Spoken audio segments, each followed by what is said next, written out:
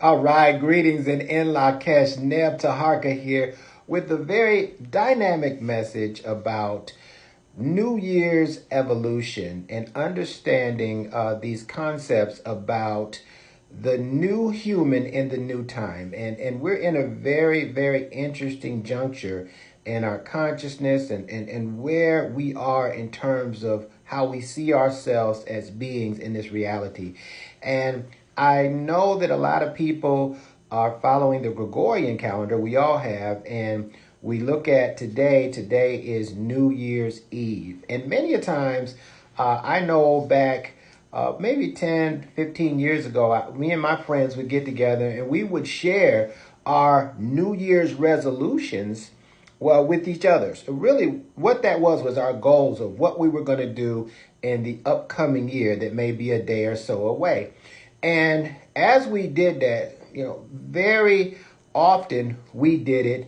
Oftentimes we didn't achieve our exact goals, but we made progress. And so it got me thinking now being in a total different mind frame where I really want to talk to you about the end of false time, because the Gregorian calendar is a great tool for us to operate in the time is money paradigm.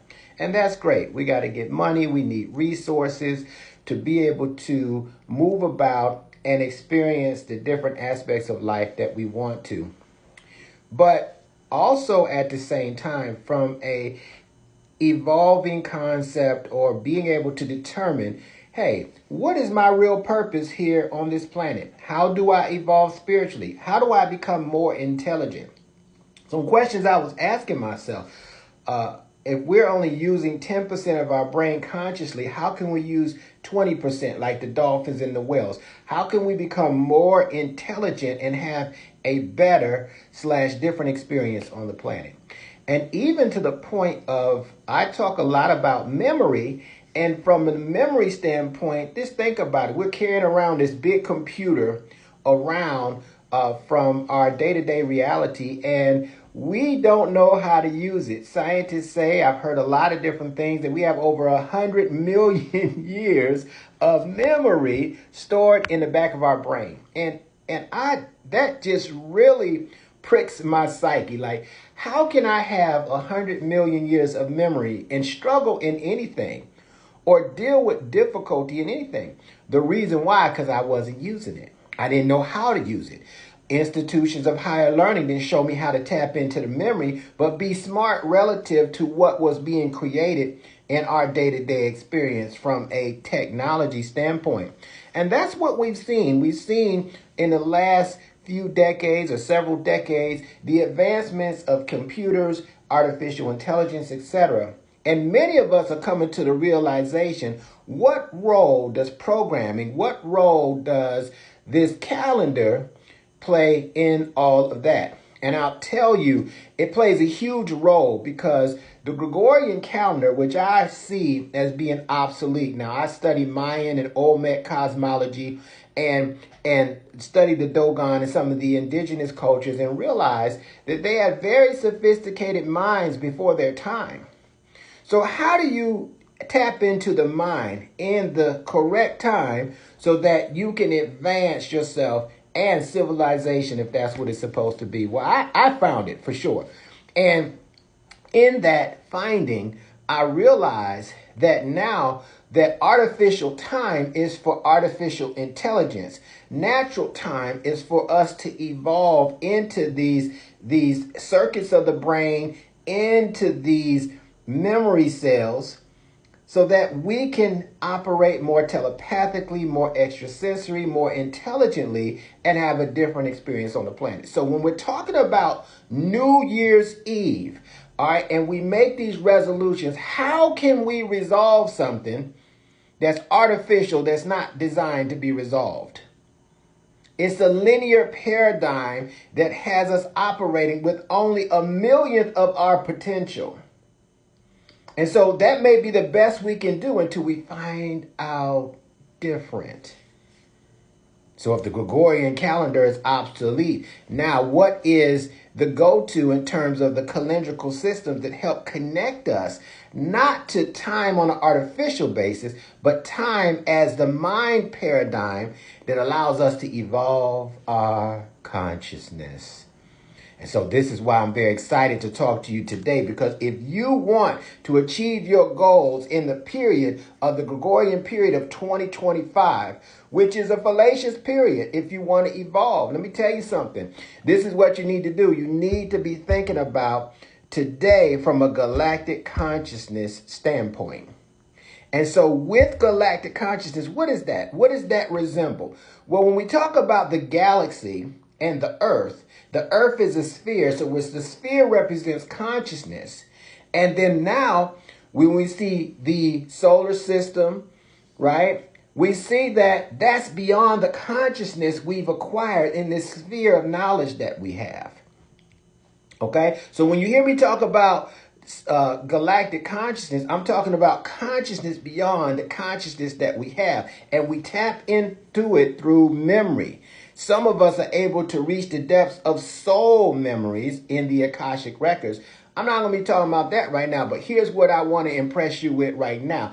Today, on the Mayan calendar, we're on kin number 177. Now, the kin number is synonymous with one of the 200 expressions of the Creator to help us remember the totality of ourself and our being.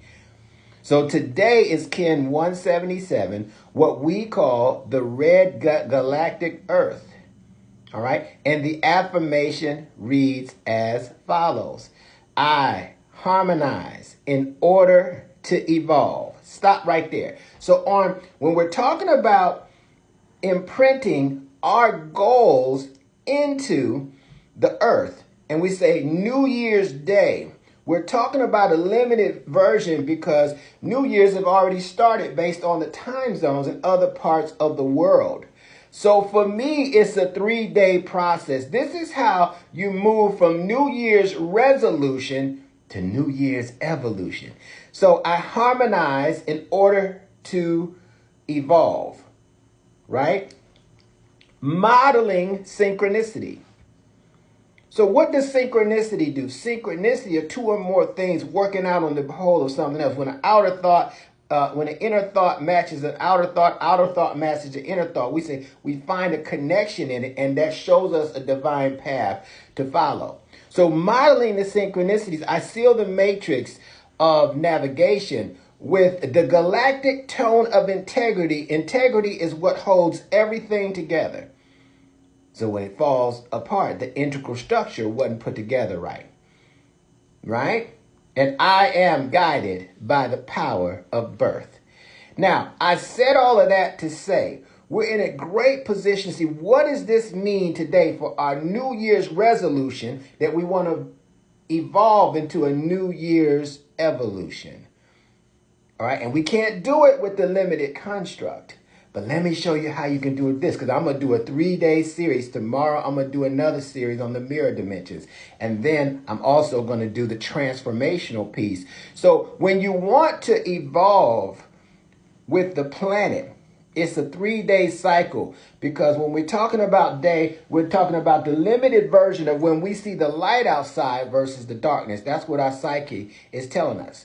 So now in evolving, in this 3-day process, we now are imprinting our intentions. We now are taking our focus and being one with the earth, the total earth that's going through this process to be able to help us achieve our goal. Now, I've been doing this for some years now, and it's been phenomenal.